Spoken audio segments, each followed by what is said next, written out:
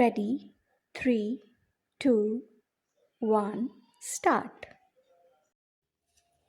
यह एक बहुत बड़ा प्रश्न है जो हमारे सामने आ खड़ा होता है जब हम हजारों लाखों लोगों को बेघर होते देखते हैं, घायल होते और मरते देखते हैं। विराम।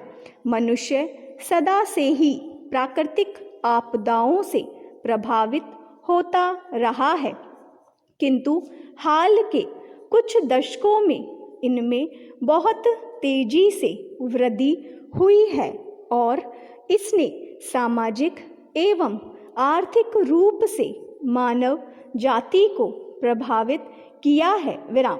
इन आपदाओं के कारण जो समुदाय प्रभावित होता है उसके विकास की गति लगभग रुक जाती है। विराम।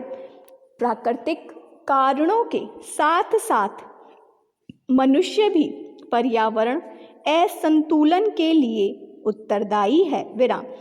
अपने विकास की होड़ में उसने अनेक प्रकार से प्रकृति का दोहन किया है और प्रकृति भी आखिर तंग आकर अपना बदला ले रही है। विराम।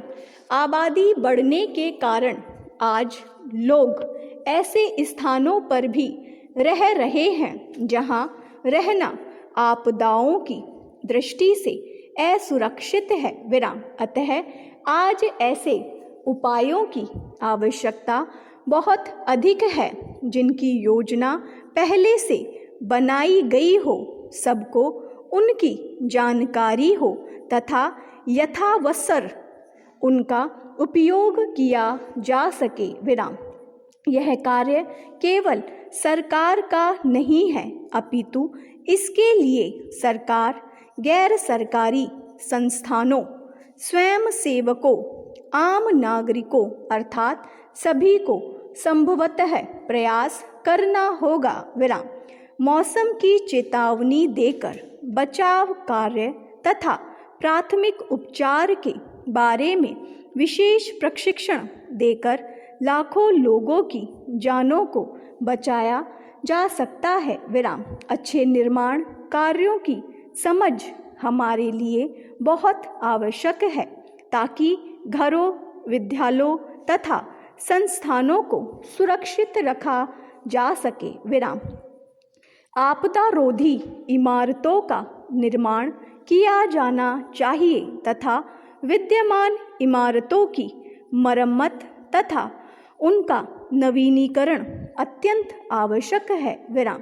देश के एक सक्रिय और जिम्मेदार नागरिक के रूप में सरकारी और अन्य विभिन्न एजेंसियों के साथ मिलकर हम सब आपदा आने पर रक्षा कार्य कर सकते हैं। विराम। अपने मोहल्ले के लोगों के साथ मिलकर पहले से ही सुरक्षा योजनाएं बना ली जानी चाहिए और समय समय पर अभ्यास करना चाहिए। लोगों को जागरूक करने के लिए अनेक अभियान चलाए जाने चाहिए। विराम। केंद्रीय स्तर पर जहां वस्तुओं और वित्तीय संसाधनों की पूर्ति की जाती है वहां आपदाओं से निपटने का मुख्य दायित्व राज्य सरकार का है। विराम। जिला प्रशासन सभी गतिविधियों का केंद्र बिंदु होता है। विराम। अनेक छोटे बड़े संगठन जैसे संयुक्त राष्ट्र, भारतीय सशस्त्र बल, एनसीसी, होम गार्ड्स आदि भी निरंतर सहायता एवं बचाव कार्यों में लगे रहते हैं। विराम। समाज में इन आपदाओं से संबंधित सावधानी बरतने तथा उचित जानकारी पहुंचाने के लिए सबसे अच्छा उपाय है विद्यालयों में बच्चों को जागरूक करना। विराम। अध्यापक स्वयं प्राथमिक उपचार आदि के लिए प्रशिक्षित हो, बच्चों को समुचित जानकारी हो। विराम।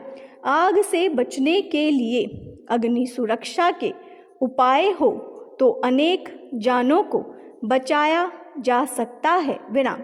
हम प्राकृतिक आपदाओं को तो रोक नहीं सकते, किंतु उचित जानकारी, समुचित व्यवस्था और संगठित उपायों से इसके हानिकारक प्रभाव को कम ज़रूर कर सकते हैं। स्टॉप।